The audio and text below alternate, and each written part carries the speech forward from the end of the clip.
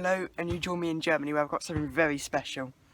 It's an Audi R8. It's a full-blown supercar, and you guessed it, I'm going to give it a good reviewing. So let's see how rather good this car is, and whether it's better than the Mclaren 570S, I think it is, which I reviewed almost over a year ago. Right, let's get going.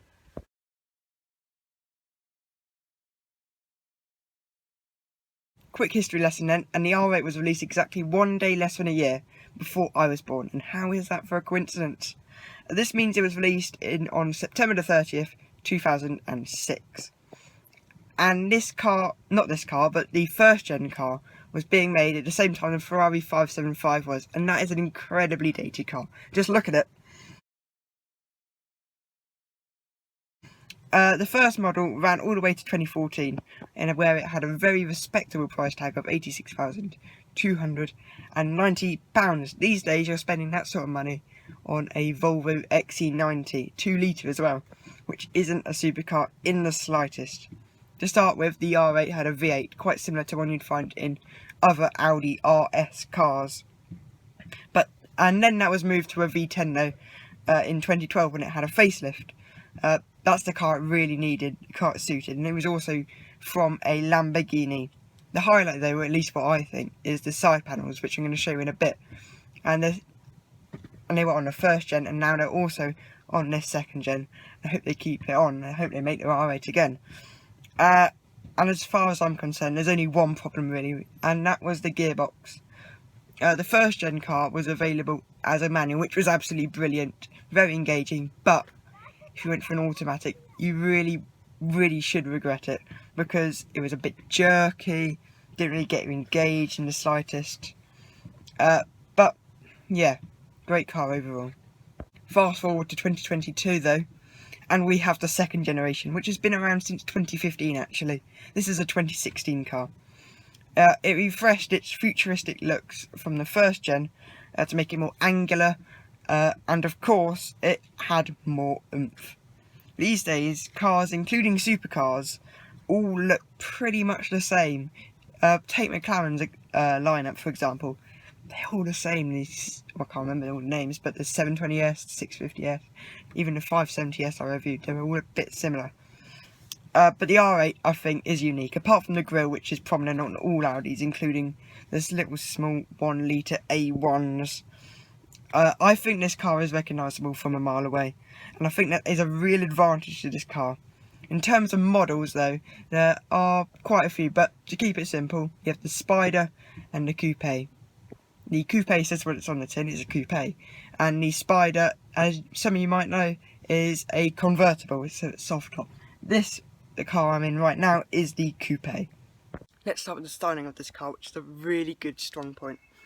I don't know what it is about the Germans, but they are obsessed with their grills. You've got being like illuminating them, and also making them look like a kidney. And then you have Mercedes, you can't decide whether their slats should be vertical or horizontal. That's really evident when they do a facelift, you should have a look at them. And then you have Audi, who like making them massive. Even on the Audi A1 with a 1 litre engine. This doesn't really need a big grille because it's a mid-engine car. But anyway, it has it. And I think it does add to the presence of this car.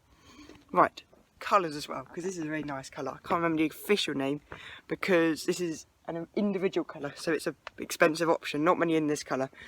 Most of them are Tango Red, I believe, which sounds a bit like some citrusy, fruity thing. Joking apart, I think this is the best colour though. There are other colours of course. There's slightly garish Vegas yellow, which I quite like actually. But the darker colours, especially the blues, don't have quite enough kick for me. There was a facelift, I can't remember the exact year, but it did add things like bonnet scoops. Let's see if my script there. And it did refresh it a bit, but not much. So I think if you are looking for one used, you don't necessarily have to go for a facelift. Right, at the front we've already touched on the grille of course. Massive air intakes, and there's radiators inside, so they're not fake. They also probably smooth the airflow down the car. Nice alloy wheel design. Yeah, they've also got this little matte effect thing. V10 badging, lovely. And highlight I said earlier, are these, I'm going to call them ears actually. These side vents, very nice in carbon fibre, iconic part of the Audi R8. If an Audi R8 doesn't have them, it's not an Audi R8, is it? Yeah, I think this is probably the best side profile of any car, especially when you include these lovely air scoops as I mentioned. Right, rear wing,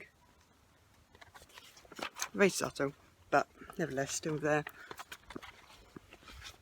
Diffuser, very nice, and changing over script, we have very nice metallic fuel filler cap, even with the R8 logo embossed. Obviously they're proud of what Audi have created.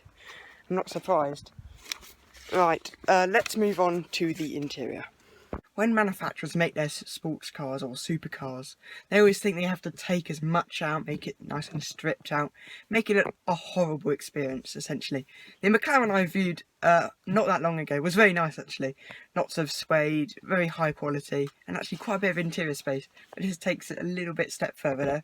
There isn't as much suede, there is some on the headlining there. It's more leather, and I do love these seats. They're very comfortable, I've sat in them for a while now. And they really go well with the exterior. They even have red stitching to match the exterior as well. Carbon fibre is exposed as well in here, and the air vents. You see that? Yeah. More over there, and the centre console as well. In terms of quality, well, it's what you'd expect from an Audi actually. An A8 in fact. Leather, and even lower down. This is where all the car makers see where they've skimped. But no, even if it is plastic, it's going to be soft type plastic. Audi don't want to have their reputation ruined. Not like it is ruined anyway. Or aluminium. I'll show you that. Yeah, some lovely, good quality materials.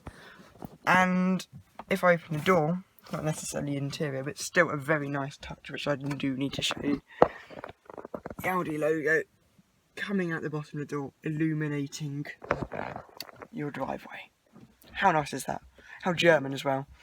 Of course, this is the newer gearbox. It's an S-tronic. I think it's something like 7-speed gearbox. But yeah, nice to hold. Very nice again. Steering wheel. This is where Audis excel, making their flat bottom steering wheels, as you can see. Lots of buttons, but I'd say reasonably intuitive as well. Isn't overkill. The paddles could be not better as well though.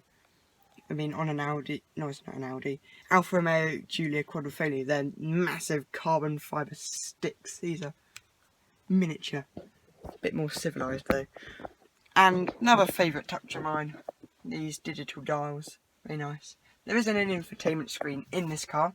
Instead you get Audi's wonderful, what is it called? Digital driver's display, that's the word.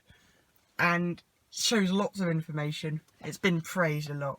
So you're never going to find yourself not knowing where you are. Let's take a look at what's under this bonnet then. Hang on a sec. There isn't anything. Just some luggage space. And speaking of luggage space, interior space is absolutely exceptional. Some space behind the seats as well. Don't get that in most supercars. And under the bonnet there's enough space for a couple of suitcases.